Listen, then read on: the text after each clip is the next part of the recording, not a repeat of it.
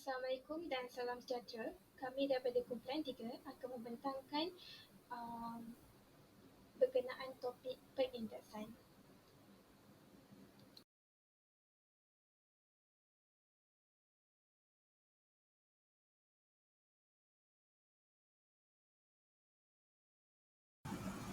Jadi, apakah itu perindeksan?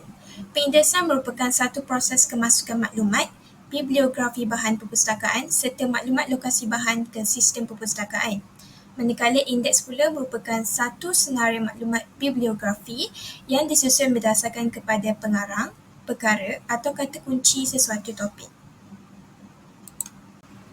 Berikut merupakan beberapa kepentingan perindeksan.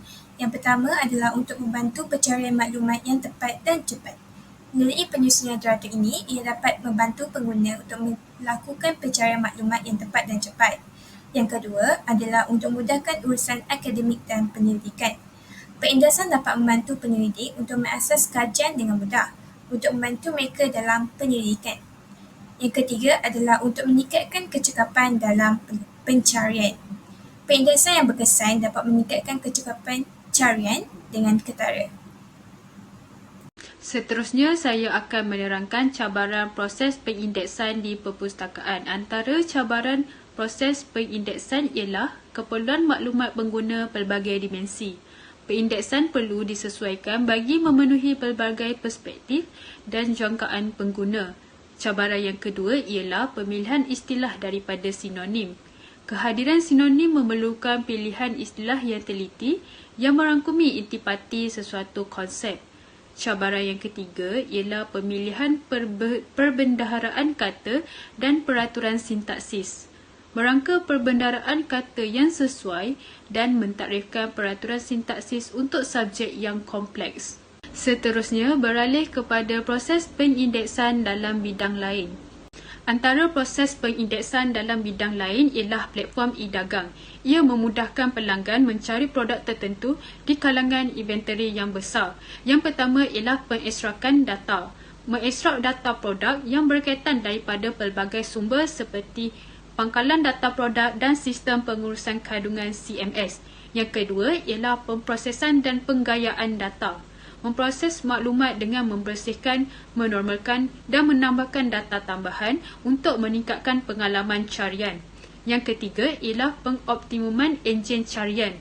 Mengoptimumkan platform untuk algoritma enjin carian yang lebih berkesan dan memudahkan pengguna. Seterusnya adalah proses perindeksan dalam bidang rekod dan pangkalan data perubatan, iaitu mengatur dan mendapatkan semula rekod pesakit dengan cekap dan membantu profesional perubatan mengakses maklumat yang berkaitan dengan cepat dan tepat. Proses yang pertama adalah proses pengumpulan data. Rekod perubatan dikumpul daripada pelbagai sumber seperti carta pesakit, rekod kesihatan elektronik, laporan makmal dan lain-lain. Proses yang kedua adalah pemprosesan dan pengekodan data.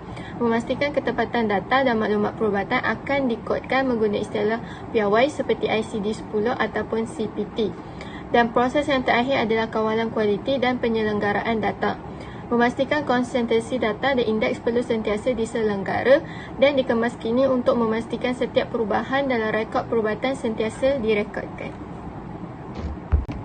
Proses perindeksan seterusnya adalah dalam bidang perniagaan dan perusahaan.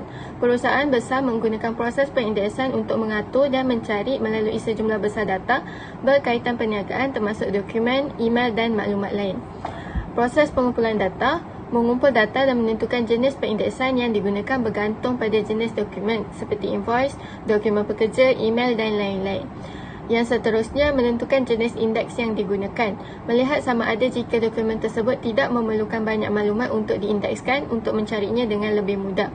Dan yang ketiga adalah melaksanakan perindeksan. Boleh dilaksanakan secara manual atau idealnya bergantung pada perisian yang boleh mengindeks data tersebut.